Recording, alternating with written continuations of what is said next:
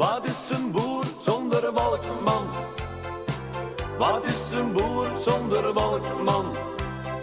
Het is net een kip zonder kop. Daarom zet ik 's morgen vroeg die walkman op. Wat is een boer zonder walkman? Wat is een boer zonder walkman? Het is net een kip zonder kop. Daarom zet ik 's morgen vroeg mijn walkman op. Onder het melken van de koeien luister ik naar Frank Boeien. Zingt Piet Veerman Sailing Home, dan maak ik de hakken schoon. Rie ik met mijn trekker op de akker, ja dan houdt normaal mee wakker. Wat is een boer zonder walkman? Wat is een boer zonder walkman? Het is net een kip zonder kop. Daarom zet ik 's morgen vroeg mijn walkman op. Wat is een boer zonder walkman? Wat is een boer zonder walkman? Het is net een kip zonder kop. Daarom zet ik 's morgen vroeg mijn walkman op.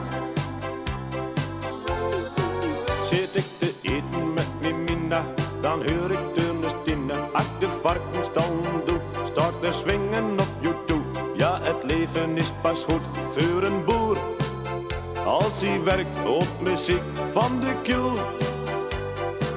Wat is een boer zonder walkman? Wat is een boer zonder walkman? Het is net een kip zonder kop. Daarom zet ik 's morgen vroeg mijn walkman op. Wat is een boer zonder walkman? Wat is een boer zonder walkman? Het is net een kip zonder kop. Daarom zet ik 's morgen vroeg mijn walkman op.